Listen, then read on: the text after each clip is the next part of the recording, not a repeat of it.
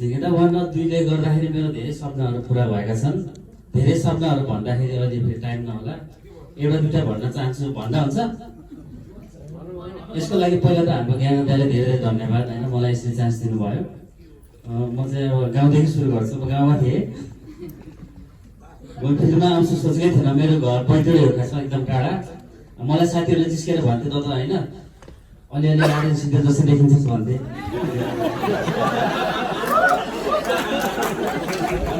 मलाई विश्वास लाग्दैन थियो, होइन होला भन्थ्यो, तर जहाँ जाँदा पनि अलिअलि भन्थेँ। म एकदम त्यति बेला अलि पातलो थिएँ, सानो थिएँ होइन।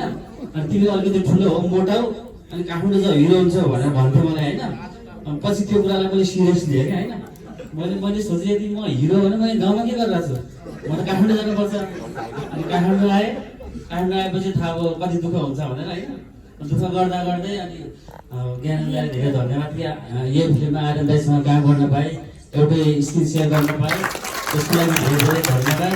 अनि यो साथसाथै अब हाम्रो फिल्ममा भए पनि आँचललाई गुरु भन्न पाएँ।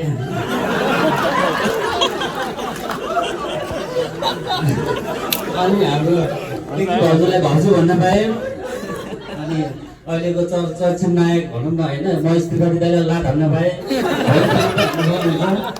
त्यसको लागि हजुरलाई धेरै धेरै धन्यवाद। स्वरूप दाइसँग भेट्न पाएँ, हजुरलाई धन्यवाद। हाम्रो दुईजना प्यार आमाहरूलाई एकदम माया गर्नुहुन्छ मलाई सेटमा होइन, उहाँले सबलाई। सो यो माहौल यहाँसम्म पुऱ्याइदिनु भयो भने ज्ञान दाइलाई धेरै धेरै धन्यवाद। अरू सबै हेर्दै गरिन्छ, सबैजनालाई धेरै धेरै धन्यवाद गर्दछु।